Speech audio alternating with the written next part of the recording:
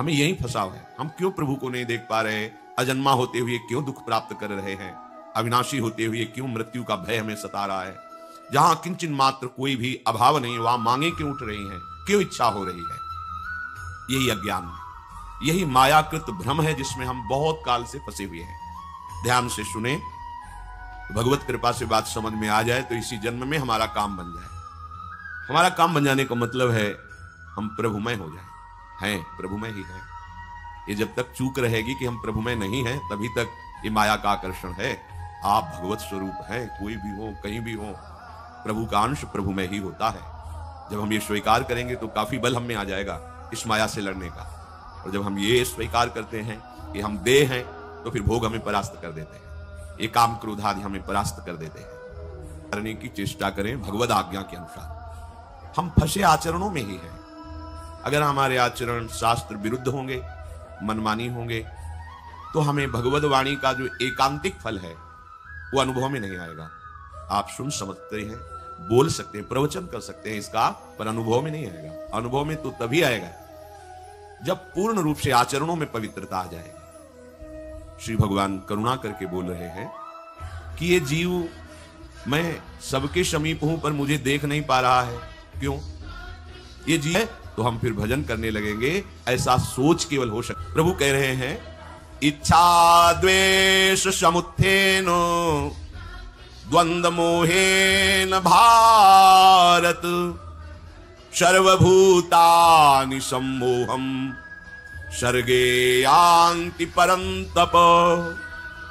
हे भरतवंश में प्रकट हुए अर्जुन,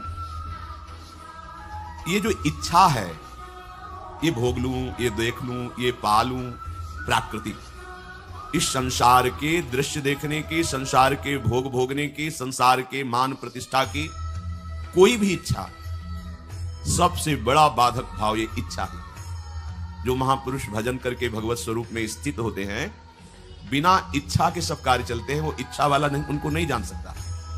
उसके हृदय में निरंतर प्रभु प्रकाशित होकर क्रीड़ा करते हैं, जिसके हृदय में कोई भी भोग इच्छा नहीं होती है। पर जहां वो इच्छा की पूर्ति हुई, ताओ और इच्छाएं प्रकट हुई और उसमें फंस गया। इच्छा और द्वेष, ये जिसके हृदय में रहते हैं, भगवान के समीप रहने पर भी उन्हें नहीं देख पाता है, और उसे फिर ना चाहते हुए द्वंद्वों में पिसना पड़ता है। सुख दुख, लाभ हानि, जय पराजय, हर्ष शोक, जन्म मृत्यु, ये सब द्वंद्व है। ना चाहते हुए भी उसे इसमें पिसना पड़ेगा, जिसके अंदर भोगों की इच्छा है और दूसरों से द्वेष है।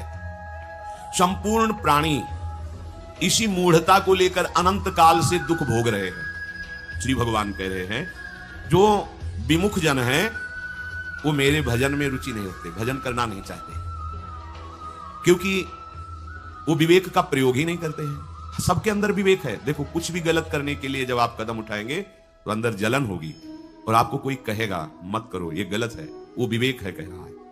पर वो आप जब नहीं मानते हैं, तब फिर बुद्धि आपको सहयोग देने लगी। विवेक दब गया, बुद्धि अपना काम। अगर बुद्धि के ऊपर विवेक का शासन रहे तो आपसे ना किसी से द्वेष होगा, ना किसी से राग होगा। ये उपासक में होता है। जो भगवत सन्मुख उपासक भजन परायण होता है, उसकी बुद्धि विवेक के शासन में रहती है सबके विवेक, पर वो विवेक का आदर ना होने के कारण बुद्धि स्वतंत्र रूप से निर्णय करती रहती है, और वो नाना प्रकार के द्वंद्वों में फंस जाता है, पिसता रहता है। मनुष्य की प्रवृत्ति और निवृत्ति पशु पक्षियों की तरह नहीं होनी चाहिए, विवेक से होनी चाहिए। पशुओं को जन्म मरण को प्राप्त हो रहे हैं, मेरे समीप रहने पर भी वो मेरा अनुभव नहीं कर रहे हैं। स्पष्ट भगवान कह रहे हैं कि ये इच्छा और द्वेष, इच्छा को ही राग कहा गया है, ये राग द्वेष ही संपूर्ण सृष्टि को बांधे हुए हैं। इच्छा और द्वेष जिसके हृदय में है, वो द्वंद्व में सदैव पिसता रहता है। कभी लाभ हो गया तो हर्ष से फूला नहीं समाता, कभी शोक हो गया तो बहुत दुखी हो जाता है। ऐसे पूरा जीवन व्यतीत हो जाता है। कहीं सम्मान मिला तो सुखी हो गया, अपमान मिला तो दुखी हो गया, अनुकूलता मिली तो सुखी हो गया, प्रतिकूलता मिली तो दुखी हो गया। और ये सृष्टि चक्र है, कभी एक जैसा चलता नहीं है, ये परिवर्तनशील है। आज वाह हुआ तो कल निंदा होगी, आज निंदा तो कल यश होगा, ये क्रम चलता है। वो विवेक है कह रहा है। पर वो आप जब नहीं मानते हैं, तब फिर बुद्धि आपको सहयोग देने लगी। विवेक दब गया, बुद्धि अपना काम। अगर बुद्धि के ऊपर विवेक का शासन रहे तो आपसे ना किसी से द्वेष होगा, ना किसी से राग होगा। ये उपासक में होता है। जो भगवत सन्मुख उपासक भजन परायण होता है उसकी बुद्धि विवेक के शासन में रहती है सबके विवेक, पर वो विवेक का आदर ना होने के कारण बुद्धि स्वतंत्र रूप से निर्णय करती रहती है और वो नाना प्रकार के द्वंद्वों में फंस जाता है, पिसता रहता है। मनुष्य की प्रवृत्ति और निवृत्ति पशु पक्षियों की तरह नहीं होनी चाहिए, विवेक से होनी चाहिए। पशुओं को जन्म मरण को प्राप्त हो रहे हैं, मेरे समीप रहने पर भी वो मेरा अनुभव नहीं कर रहे हैं। स्पष्ट भगवान कह रहे हैं कि ये इच्छा और द्वेष, इच्छा को ही राग कहा गया है, ये राग द्वेष ही संपूर्ण सृष्टि को बांधे हुए हैं। इच्छा और द्वेष जिसके हृदय में है वो द्वंद्व में सदैव पिसता रहता है। कभी लाभ हो गया तो हर्ष से फूला नहीं समाता, कभी शोक हो गया तो बहुत दुखी हो जाता है। ऐसे पूरा जीवन व्यतीत हो जाता है। कहीं सम्मान मिला तो सुखी हो गया, अपमान मिला तो दुखी हो गया, अनुकूलता मिली तो सुखी हो गया, प्रतिकूलता मिली तो दुखी हो गया। और ये सृष्टि चक्र है, कभी एक जैसा चलता नहीं है, ये परिवर्तनशील है। आज वाह हुआ तो कल निंदा होगी, आज निंदा तो कल यश होगा, ये क्रम चलता है। जो इच्छा और द्वेष को स्वीकार किए हुए उसे ना स्वीकारती होने पर भी द्वंद्वों में उसे पिसना पड़ेगा। ये द्वंद्व उसे फिर चैन से नहीं रहने देंगे।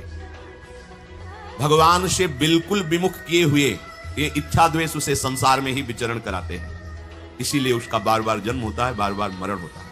ये जन्म मरण कैसे होता है? इच्छा द्वेष से, राग और द्वेष से। ये भारी दुख कब तक मिलते रहेंगे? जब तक ये इच्छा और द्वेष रहेगा। देख लो, हमारा हृदय इसी से भरा हुआ है।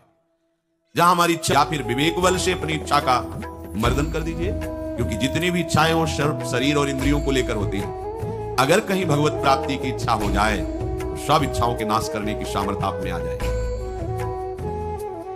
जो साधक इच्छा के अनुसार बातें स्वीकार करता है और इच्छा के अनुसार त्याग देता है, उसका पतन हो जाता है। ध्यान देने योग्य बात है। हमारी इच्छा के अनुकूल गुरुजनों की बात हुई तो स्वीकृति, और इच्छा के प्रतिकूल हुई तो करके देख लेना, परिणाम में आपका स्थान निम्न कोटि का होगा। जो उच्च स्तर का भगवती वातावरण में प्रवेश, वो आंतरिक नहीं होगा। आंतरिक प्रवेश तभी होता है अध्यात्म में जब जोई जोई प्यारो करे सोई मोहि भावे।